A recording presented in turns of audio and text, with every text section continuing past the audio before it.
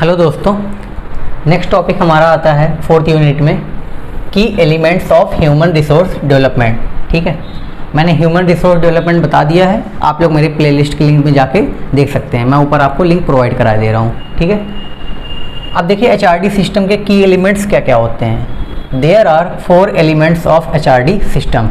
ठीक है, पहला पॉइंट देखिए क्या है, वर्क इटसेल्फ मोर रिस्पॉन्सिबिलिटीज। इस पॉइंट का ये मतलब है कि अपना काम आप लोग स्वयं अधिक जिम्मेदारी से करें, मतलब रिस्पॉन्सिबिलिटी हो आपके अपने काम के प्रति कि आप लोगों को लगे कि हाँ मुझे ये वर्क ख़त्म करना है, इसलिए मैं इसको अच्छे से जिम्मेदारी से करूँगा। ठीक है, सेकेंड पॉइंट देखिए क्या है, the individual growing through roles and relationship. इस पॉइंट्स का ये मतलब है कि व्यक्ति जो है वो किसके माध्यम से बढ़ता है, वो अपने रोल से और रिलेशनशिप से, मतलब लोगों के प्रति उसका कैसा व्यवहार है, रिलेशनशिप कैसा है लोगों के प्रति उसका समाज में, ठीक है, सोसाइटी में, और उसका रोल क्या है उस सोसाइटी में, मतलब किस नेचर का है वो इंसान, इससे वो ग्रो करता है। थर्ड देखिए क्या है, work output quality of production.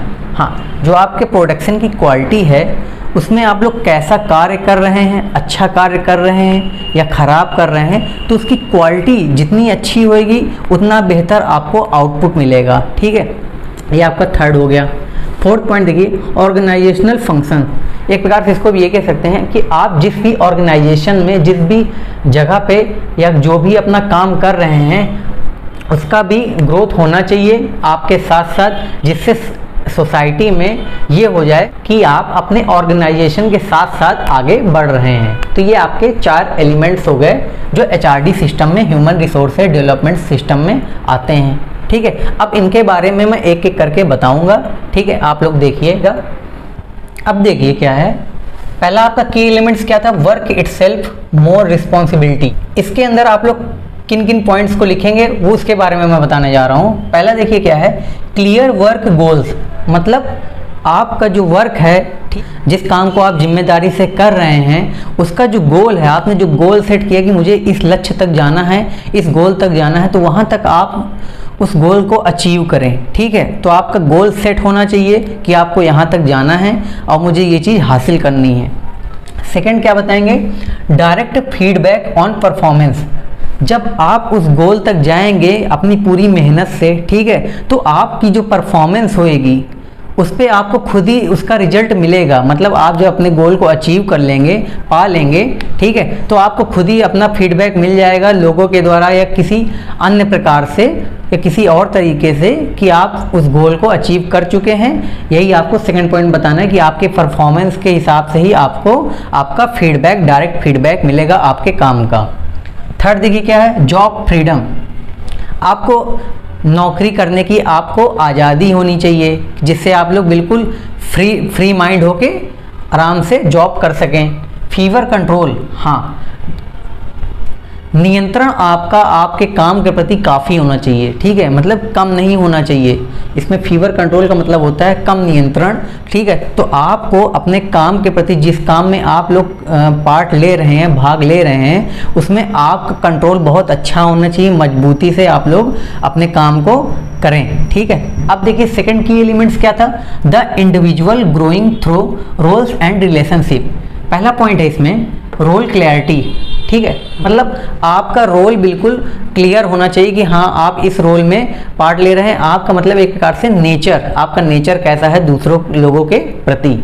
Second point देखिए क्या है, वर्क ग्रुप रिलेशनशिप। जैसे आपको ग्रुप में कोई दिया गया है वर्क, तो आपके जो टीम प्लेयर हैं, मतलब टीम मेंबर्स हैं आपके, उनके प्रति आपका रिलेशनशिप कैसा है, ये भी इसमें आता है सेकंड पॉइंट में। थर्ड देखिए क्या है, मीनिंगफुल सपोर्ट फ्रॉम सुपरवाइजर। हाँ, जो जिस भी आप ऑर्गेनाइजेशन में या कहीं भी आप वर्क कर रहे हैं वहाँ पे जो आपका सुपरवाइजर बैठा है, यानी आपका जो ऊपर मैनेजर बैठा हुआ है, उससे आपको फुल सपोर्ट मिलना चाहिए। ठीक है, तभी आप दूसरों के साथ रिलेशनशिप अच्छा बना सकते हैं, आप अपना रोल अच्छे से कर सकते हैं। फोर्थ पॉइंट देखिए क्या है, अपॉर्चुनिटी फॉर लीनिंग। कहीं भी आपको अगर लगता है कि मुझे इस जगह पे झुकना चाहिए तो आप वहाँ पे झुकेंगे। ठीक है। जैसे आपको लगता है कि हाँ मैंने ये गलत किया है तो आपको वहाँ पे अपनी गलती एक्सेप्ट करनी चाहिए और उसे फिर सुधारनी चाहिए। थर्ड देखिए कौन सा की एलिमेंट था, work output quality of production. ठीक है, अब इसके अंदर आप लोग क्या क्या लिखेंगे।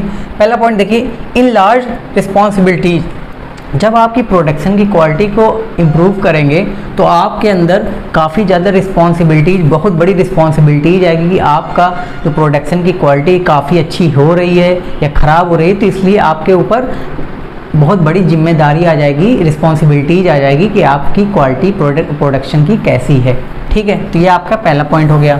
सेकेंड पॉइंट देखिए क्या है, रिवॉर्ड फॉर क्वालिटी। हाँ, अगर आपकी क्वालिटी जो है काफ़ी अच्छी है, काफ़ी बेहतर है, गुड है, ठीक है, तो आपको उसके लिए रिवॉर्ड मिलेगा। मतलब रिवॉर्ड का मतलब ऐसा नहीं कि कोई भी रिवॉर्ड दिया जा रहा है, वो आपको जैसे ही क्वालिटी आपकी प्रोडक्शन की अच्छी होएगी तो जिस भी बेसिस पे वो बना हुआ है तो उसके हिसाब से जो उसका रिवॉर्ड होएगा वो आपको मिलेगा, ये चीज़ है। ठीक है, थर्ड देखिए क्या है, इंटर ग्रुप कोलैबोरेशन। अगर आपको क्वालिटी इम्प्रूव करानी है तो आपके साथ जो लोग काम कर रहे हैं उनका आपका सहयोग साथ में होना ज़रूरी है। ठीक है, तभी आप अपनी प्रोडक्शन की क्वालिटी को काफ़ी अच्छा, काफ़ी इम्प्रूव करा सकते हैं। फोर्थ देखिए क्या था की एलिमेंट्स, ऑर्गेनाइजेशनल फंक्शन। अब इसके अंदर आप लोग क्या बताएंगे। पहला point, respect for individual and organisational development supervisor.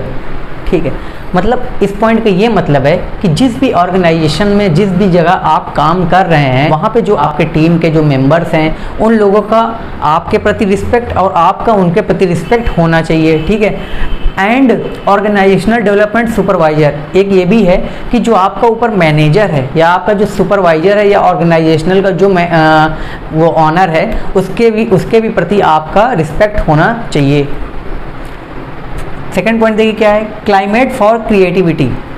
आपके अंदर नई नई क्रिएटिविटी, कोई भी एक्टिविटी आपको दी जा रही, जैसे आप किसी भी कंपनी में वर्क कर रहे हैं, ठीक है, आपको नया प्रोजेक्ट मिला, ठीक है, कोई भी आपको नई टेक्नोलॉजी से दिया गया वो प्रोजेक्ट, अब आपको वो टेक्नोलॉजी नहीं आती है, ठीक है, तो आपके अंदर वो टेक्नोलॉजी सीखने के साथ साथ आपको प्रोजेक्ट करना भी है, तो आप उस टेक्नोलॉजी को सीखेंगे और फिर उस प्रोजेक्ट को आप लोग पूरा करेंगे। ठीक, तो एक ये भी आपके अंदर एक क्वालिटी होनी चाहिए ऑर्गेनाइजेशनल फंक्शंस में कि आप लोग कोई भी एक्टिविटी अगर दी गई है तो आप लोग उसे अच्छे से कर सकें। थर्ड देखिए क्या है, एबिलिटी टू चेंज। हाँ, जैसे एक प्रकार से एबिलिटी टू चेंज का ये मतलब है कि जैसे आपकी कोई आदत है या हॉबी है जिसे आप को ऑर्गेनाइजेशन में, जब ऑर्गेनाइजेशन में, किसी भी ऑर्गेनाइजेशन में आप लोग काम कर रहे हैं, वहाँ पे आपको लगता है कि यहाँ पे मुझे ये चीज़ चेंज करने की ज़रूरत है, ठीक है, तो आपके कम से कम वो हिम्मत होनी चाहिए कि आप ये चीज़ चेंज करें या उससे अच्छा जो काम कर सकते हैं वो करके दिखाएं। ये आपके अंदर एबिलिटी होनी चाहिए कि आप कुछ अच्छा कर रहे हैं जिससे हमारे ऑर्गेनाइजेशन का, जो हमारे साथ टीम मेंबर्स हैं, उनका इम्प्रूवमेंट हो सके। Thank you guys. अगर वीडियो आपको अच्छी लगी हो तो आप लोग अपने दोस्तों के साथ शेयर करें, लाइक करें एंड मेरे चैनल को सब्सक्राइब करें। ठीक है, थैंक यू।